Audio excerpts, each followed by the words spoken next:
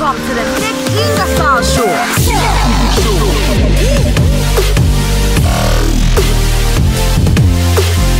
Welcome to the show. This is episode number 4 of Ask Me Anything, where you ask me anything that you want. And generally, it's about business and life and stuff like that. Let's get to the first question. Oh, before I do that, please don't forget to subscribe to the podcast. If you're listening, you might as well hit the subscribe button. It would super help me out so I can continue doing this thing. And if you have any questions for me, click the link in the description, which is ingersollnik.com/AMA. Put your message in there, and I will be answering all of your questions on the show. So let's get to the first question. Barry wants to know, is it better to build a personal brand to help your business or just your business page on Instagram? Instagram. Okay. Well, I think I'll take this just one step further. So I think that it's important to have your quote-unquote personal brand. I hate the term, but I don't really know what else to call it. But you do need to market yourself in a certain way. Because here's the thing. If you don't define yourself, somebody else is going to define you for you. And you don't want that. And that doesn't mean that you need to start a podcast or make a bunch of fancy art and stuff like that, but just have a very clear and concise message and sort of record and photo of you on the internet that you feel represents you. So at the very base level, you should have that in terms of personal branding. For me, I never want to be those guys that just sell courses on shit I've never done, because that is the most creepy and weird thing ever. Like, I feel like you need to build a business before you can tell somebody else how to build a business. So for me, the business is number one. The personal brand is just sort of an extra thing that happens as a result of building something awesome. So build something awesome first, and in terms of your personal brand or your personal page on Instagram, show people the journey. Because people, they're going to be somewhat stoked on the journey on sort of your business page, but they're going to be way more stoked on your personal page to see you, burning the midnight oil or just grinding the thing out or coming up with new concepts or new designs and this and that, and engage people and just show them the journey and be real about it. You don't have to fake stuff, and don't feel insecure either. You don't need to feel like, I got to show all the cool, shiny stuff, or, stand next to a Ferrari to look dope, or whatever you're thinking, because none of that is authentic, and long term it works out for very, very few people. So yeah, I think that is a sufficient answer to that question, actually. Question number 2, what is your title at Barnana, and how many employees does it have? From Jared. So my official title is CMO, or Chief Marketing Officer. I'm also one of the founders of the business, which isn't technically a title. We have somewhere in the neighborhood of, call it 30 full-time employees. That doesn't include any of the manufacturing partners that we have or any of the farms that we work with down in South America, but that is how many employees we have, and that number will grow, of course, as the business grows. Question number 3, what is your Barnana work like? From Cindy. Cindy. My Barnana work, what is it like? So I'll walk you through sort of, well, man, I could just take this so many different ways. So my Barnana work is like this. I create I create the packaging, the branding, all the design that you see, I developed the website and design that. Those are things that those are skills I've honed over time. I do that for every business that I'm in because I'm good at it, and I also just really like to do it. What else do? I put together advertising campaigns. I manage our e-com business directly, so that's Amazon.com, Barnana.com, etc., which if you use code NIK, you can get 20% off of your first order if you want to try some. And everything else under the sun. I mean, really, when you're a founder of the business, you're basically a Swiss Army knife. That's your actual title. You know what my title is? Army knife. Swiss Army knife. I'm not Swiss, so I'm just going to go Army knife. Or Leatherman. Yeah, Leatherman. Leatherman in chief. So basically that means that you just have to be a different tool for different parts of the business at all times. So that spans from finance to operations, that's raising capital, it's figuring out what valuation, it's looking at cash flow and saying, man, when are we going to need to raise more capital? At what point will this business become profitable? And this isn't really Barnana specific, but just in general, when you're a founder, you have to look at all these things. You have to think, okay, what is our sales strategy going to be? And then you have to talk to your team and figure that out. And you're doing tons and tons of meetings. And I stack all my meetings generally on Wednesdays and Thursdays. That way I can have Monday, Tuesday, and Friday to really just crush projects and get real work done. And I'll book meetings there if I have to, but I really try to stack those meetings on 2 days of the week. That way I can have the other days to really dig into the deepest problems and solve them in the business. So my Barnana work life is like crazy, and that basically means that you're just involved in every single piece of the business. I hope I answered that sufficiently. Okay, number 4. Do you have advice for hirers who are going through the hiring process? This was a question actually that I was asked by the University of Pennsylvania Wharton School of Business. So, advice for hiring? Yeah, I do have some advice. So the first thing is that you have to realize where your business is. So if you're just starting out, you need people that are versatile. You don't want people from really big companies. They're going to be lost at sea. You need some people that have a high risk tolerance that can basically do a bunch of different stuff. Like they're not going to be feeling too good to pack boxes or too insecure to do an income statement. And maybe they're off by a couple of numbers and they mess up a little because that's not their best thing. But that's okay because you need somebody who's sort of just a jack of all trades or a Jill of all trades. You kind of just need people early on that can do whatever it takes to get the stuff done. And as your business grows and scales, you're going to have to get people that are highly specialized in certain areas. So, you're going to need somebody who is super badass at finance and super badass at operations and et cetera, because you do need to specialize as you grow, but don't specialize too soon and also don't specialize too late because all of those Swiss Army knives in the beginning may not be the best fit for bigger, more specialized roles as the business gets bigger. Lewis asks, what are some signs of bad employees?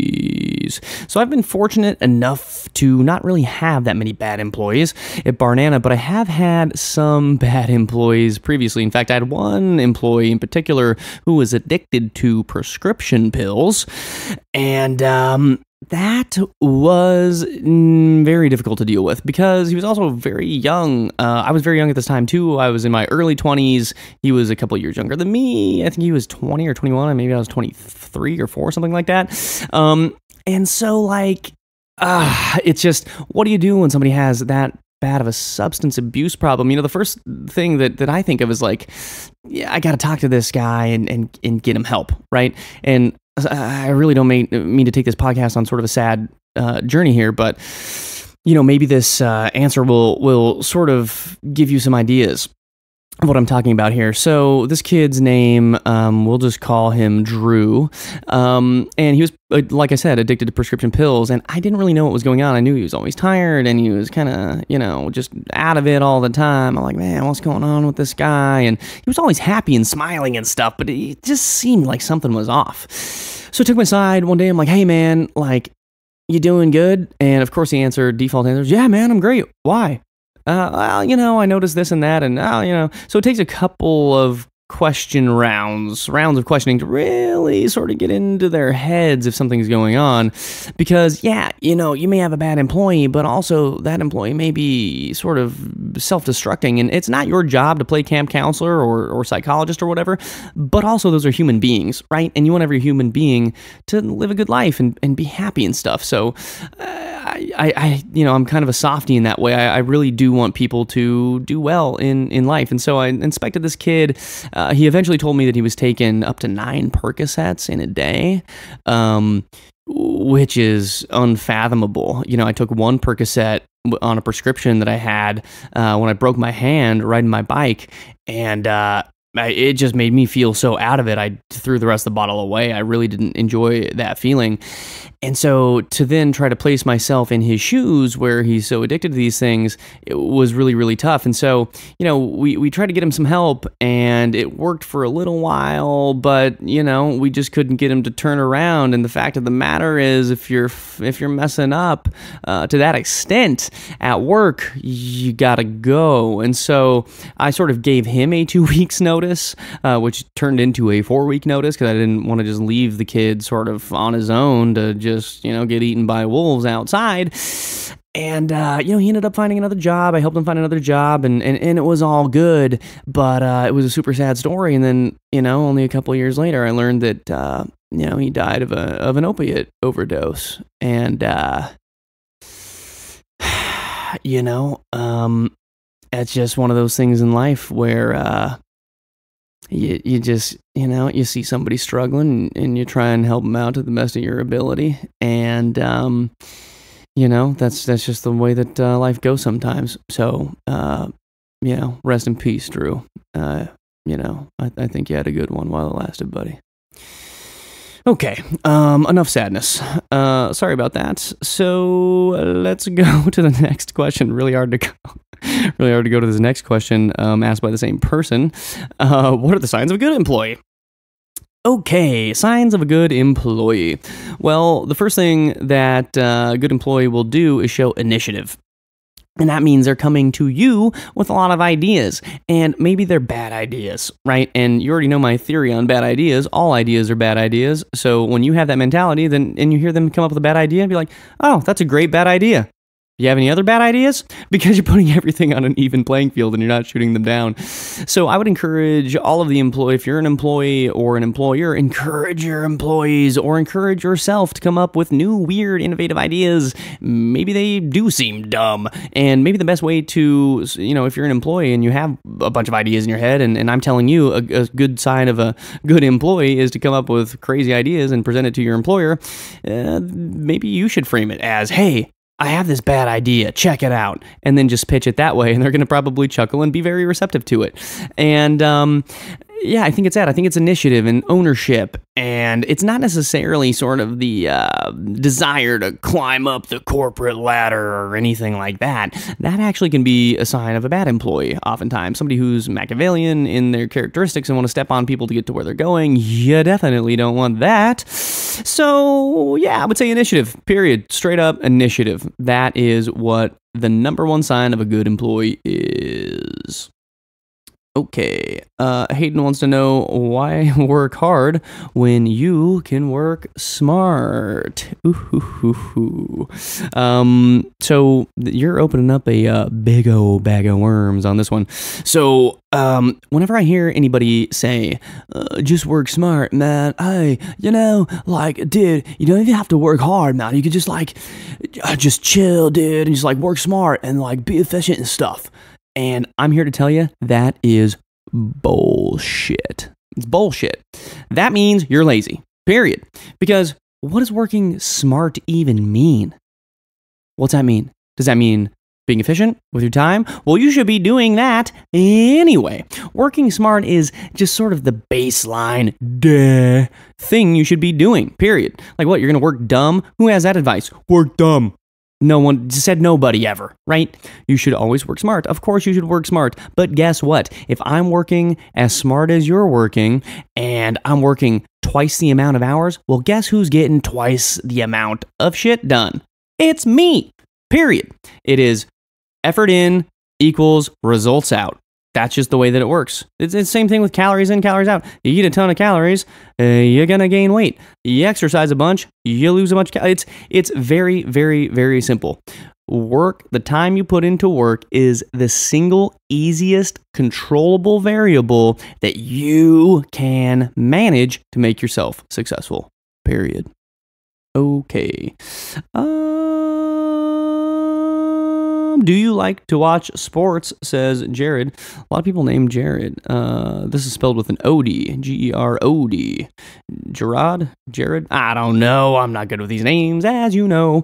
Do I watch sports? No, I don't watch sports. I only watch fighting sports. So MMA, jiu-jitsu, Muay Thai, kickboxing, anything like that, I'm into. Any sort of one-on-one combat scenario is what I'm interested in. So the UFC, Glory Kickboxing, Lion fights, things like that, I really enjoy.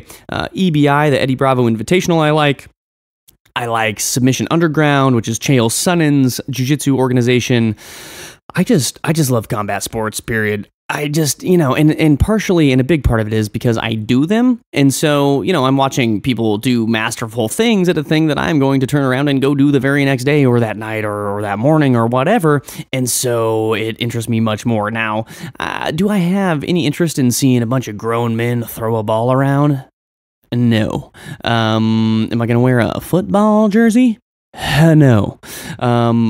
That's just not going to happen. I like playing those sports, don't get me wrong, but watching them is just not my thing, which surprises a lot of people. I get it. But yeah, fighting sports, that's all I watch. Alrighty. Tom wants to know, why do you make videos on your Instagram stories? Ha ha ha. So I think Tom's being a little bit of a hater, but that's cool. Yeah, so I just do it because I like to do it. So fuck yourself, Tom. Shout out to Tom. I don't really mean that. Look, dude, here's the thing. I'm just going to do what I like to do. So I suggest you do the same and be ruthlessly unapologetic about it like I am. And that's the answer to that. Question number 11. Do you consider yourself rebellious? From Samantha H. I do. So a lot of people probably don't know this about me. Growing up in Western Nebraska, I was very much an outsider, rebellious type of dude. So I had long hair that I used to dye black. I have blonde hair. I had multiple lip piercings and wore death metal t-shirts and things like that. I was always a 4.0 student. I know that's like almost like a it's a funny thing in entrepreneurship now. It's like, yeah, man, I just failed all my classes because I just think different and stuff. Okay, good for you. Guess what? I got a 4.0. So I was always a good student, but I was super rebellious. I wouldn't stand up for the Pledge of Allegiance when we were sending our troops to Afghanistan and bombing Iraq. And that was because people that I went to high school with were dying for a war that seemed like we shouldn't have ever been in. And so I just wouldn't stand up for the Pledge of Allegiance. And so that would get me kicked out of classes. I would have all sorts of verbal spats about religion and things. I didn't grow up religious, and then where I grew up, everybody was very, very hardcore conservative Christian. No hate on that, but it was more them having hate on me because of my beliefs. You can believe whatever you want. I don't care. I don't buy any of it. So that's just me. But yeah, I've always been sort of a rebel outsider type of guy, and I think it has paid dividends. There is absolutely long-term benefit for truly not caring what anybody thinks about you. And a lot of you might be listening to this and being like, oh, this guy sounds like a douchebag or whatever. And the thing is, like, okay, that's cool. If I probably met you in life, I'd probably like you and hang out and like all that stuff. So it doesn't bother me. But yeah, just be you. And if you are rebellious, then do that. But don't think that being rebellious is cool and then try to fake it, because that is always kind of weird. But yeah, I would say I've always been rebellious. Okay. That was a crazy amount of weird questions all in one episode. So, we're just gonna end it there. I feel like there was sadness in there, and then I feel like there was a little bit of negativity sprinkled in, which I don't like to do often. But that is just how this show rolls. You ask me questions, and I'm going to answer them truthfully. So thank you so much for listening. Please press that subscribe button. I would really, really appreciate it. If you have a question for me, click the link in the show notes, ingersollnik.com/AMA, and ask me anything you want, and I will answer it. And until next time, I will chat at you then. Peace.